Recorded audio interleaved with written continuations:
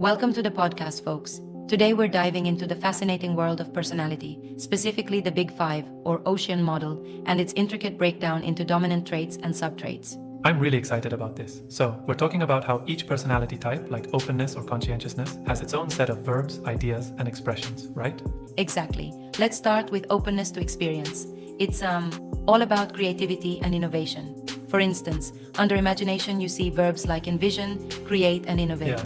And the language here really encourages metaphor, as in, imagine if we could. It's like inviting people to break out of the conventional mold. Right, it's very much about thinking outside the box. And the artistic interest subtrait also builds on that. It's all about appreciation and design, with phrases like, "This is so aesthetically pleasing. I love that." Absolutely. And then you have emotionality, where the communication is deeply empathetic. You see verbs like empathize, feel, and express, topped off with sentiments like, I can relate to that. It really brings in a human, heartfelt touch, which is quite compelling for real personal connections. I totally get that. Now, what about adventurousness? It's upbeat. Verbs like explore and try reflect that go-getter energy, right? Yeah, it's like saying, let's try something new or let's go on an adventure.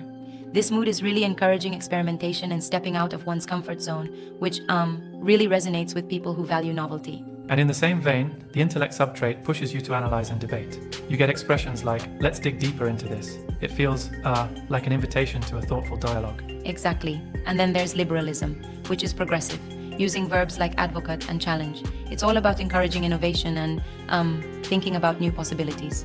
Kind of like pushing the envelope in every conversation. Moving on to conscientiousness, we encounter a whole new energy. With self-efficacy, the language is positive and confident. Verbs such as achieve, succeed, and master make it sound like there's a power in personal determination.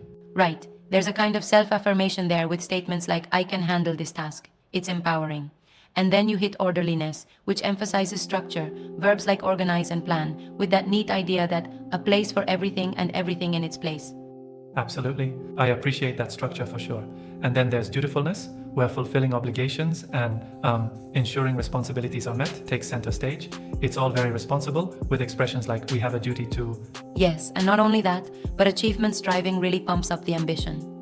Expressions like let's set high standards make you feel like you're aiming for the stars. Yeah, I love that energy. Exactly. And then self-discipline comes in with that tone of relentless focus. It's all about persevering and saying no distractions. Very determined. And we round out conscientiousness with cautiousness.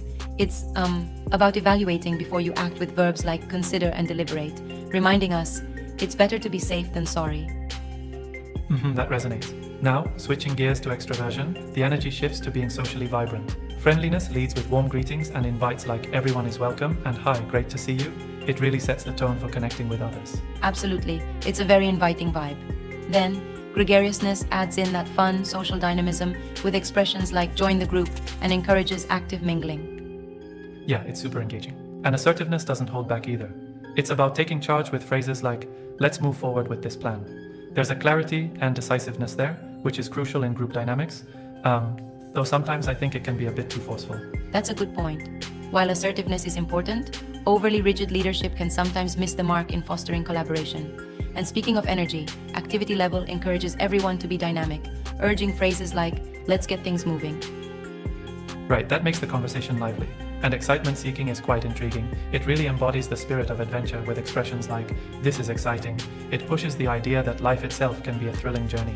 Definitely. And cheerfulness rounds it off by emphasizing positive vibes, using verbs like laugh and smile, making sure we celebrate joys like in this makes me so happy.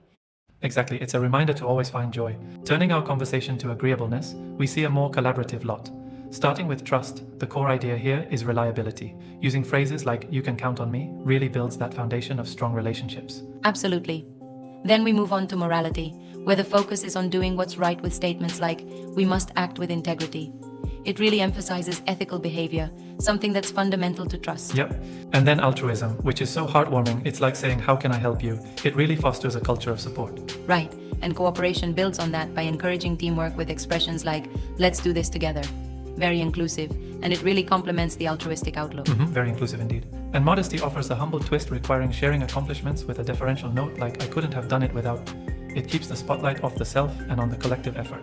Exactly. And sympathy wraps up agreeableness with a caring tone, employing phrases like I'm here to listen to offer comfort and understanding. Right? It's all about being there for one another. Finally, we have neuroticism, which deals with the more sensitive or intense emotional responses. For example, anxiety uses verbs such as worry and stress. Phrases like, "this makes me nervous," really capture that intense caution. Yep, it's the side that reminds us not everything is sunshine and rainbows. Anger features strong language too, with direct expressions like, "this makes me angry." They really don't hold back. Correct, the honest expression of frustration. And then there's depression, which conveys a more somber mood with expressions such as, "I feel really down." It's a critical reminder of the challenges some individuals face. True, and self-consciousness adds that layer of hesitation with sentences like, "I'm not sure about this." It reveals how one's inner doubts can shape communication. Absolutely, it's so relatable when you think about self-doubt. Then there's the moderation, where the impulses take charge, with a sort of, I can't resist energy that underscores impulsivity. And finally, vulnerability, which, as much as it might seem like a weakness, is essential for honest dialogue. Phrases like, "I'm feeling overwhelmed," invite openness and help it's like deepen showing our true connections. selves, isn't it? One thing I'd like to challenge here though, don't you think sometimes the categorization might oversimplify the complexity of human emotions? I mean, labeling vulnerability with specific expressions could box in the various nuances of feeling, right? That's a fair point. While these lists provide a structured outline, human behavior is so multidimensional that these categories, with their verbs and phrases, are more like a guide than a rigid classification. Exactly, it's a framework rather than a fixed rulebook. It's really interesting how each subtrait comes with its own prescribed language, almost like a toolkit for understanding communication patterns across different personalities. Exactly. And what's truly fascinating is how this toolkit can be applied in so many areas, from psychology and counseling to AI-driven personality assessments, and even in everyday personal development. Yeah, that's the beauty of it. And I find it amusing how our language subtly shifts based on these traits. Like when you're feeling adventurous, you're more likely to embrace dynamic expressions versus the more reserved, cautious language in neuroticism. Totally. It's like each personality trait has its very own dialect. That really emphasizes how our word choices mirror our inner worlds. Absolutely. In essence, this list isn't just about vocabulary, it's about understanding people on a deeper level by appreciating how their fundamental personality traits influence every conversation, every decision, and even every little word. Precisely. And while these breakdowns offer excellent insight, they also remind us that human behavior doesn't always fit neatly into boxes. It's a blend of many facets. Right, and that's what makes the study of personality so endlessly fascinating. Thanks for walking through this nuanced perspective. It's been a lively, thought-provoking chat. Thank you. And remember, every conversation, every word is a glimpse into who we really are, complex, dynamic, and beautifully varied.